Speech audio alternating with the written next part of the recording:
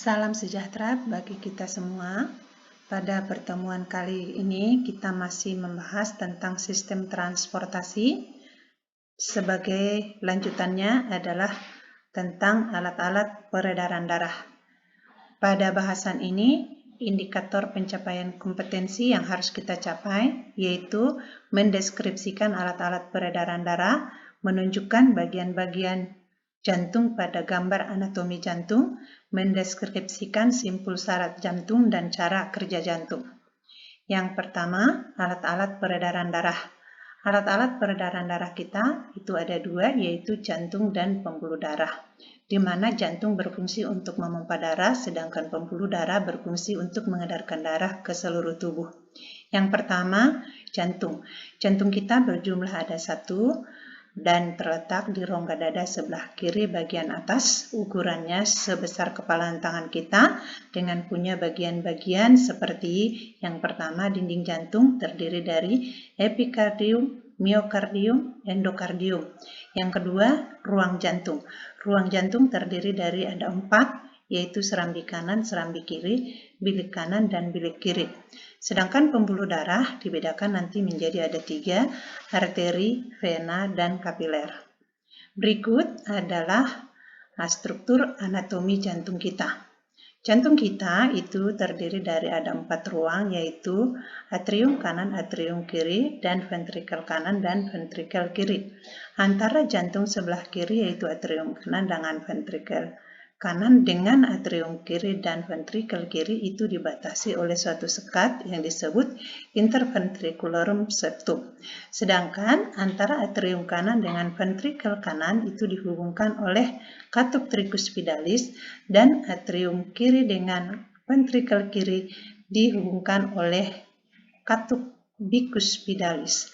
Antara darah yang berisi di jantung sebelah kanan dengan darah yang jantung sebelah kiri tidak akan mungkin bersatu karena ada yang membatasi yaitu septum, di mana jantung sebelah kanan umumnya adalah berisi CO2 dan sebelah kiri berisi darah yang bersih yang disebut O2.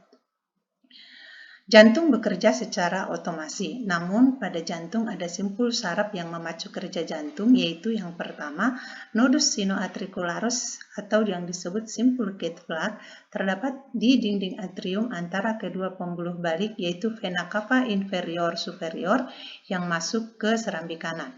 Yang kedua, nodus atrioventricularis atau knop tawara terdapat di sekat antara serambi dan bilik.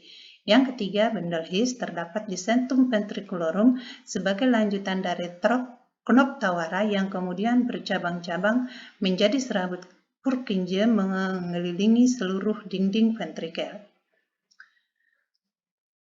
Proses kerja jantung. Ketika serambi jantung mengembang atau berelaksasi, darah dari seluruh tubuh masuk ke serambi kanan, sedangkan darah dari paru-paru masuk ke serambi kiri. Ketika serambi jantung menguncup atau berkontraksi, darah dari serambi kanan masuk ke bilik kanan, sedangkan darah dari serambi kiri masuk ke bilik kiri. Pada saat bilik jantung berkontraksi atau menguncup, maka darah dari bilik kanan akan dipompakan menuju paru-paru, sedangkan darah dari bilik kiri akan dipompakan menuju seluruh tubuh. Setiap kali jantung berdenyut, maka bilik kanan dan bilik kiri beristirahat lebih kurang 1/20 detik. Pada saat jantung berkontraksi akan menimbulkan tekanan darah, di mana tekanan darah yang terjadi dibedakan menjadi tekanan sistol, yaitu tekanan yang terjadi saat jantung berkontraksi, di mana darah dipompakan dari jantung, yaitu dari ventrikel kiri dipompakan ke seluruh tubuh, dan dari ventrikel kanan dipompakan menuju paru-paru. Tekanan yang terjadi pada saat itu 110–120 mm Hg. Yang kedua, tekanan diastol, yaitu tekanan yang terjadi saat jantung berelaksasi, di mana darah dari seluruh tubuh masuk ke atrium kanan dan darah dari paru-paru masuk ke atrium kiri, di mana tekanan darah yang terjadi pada saat itu 70–80 mm Hg. Tekanan inilah yang dikenal dengan sebutan tekanan darah. Sekian pertemuan kita kali ini. Terima kasih.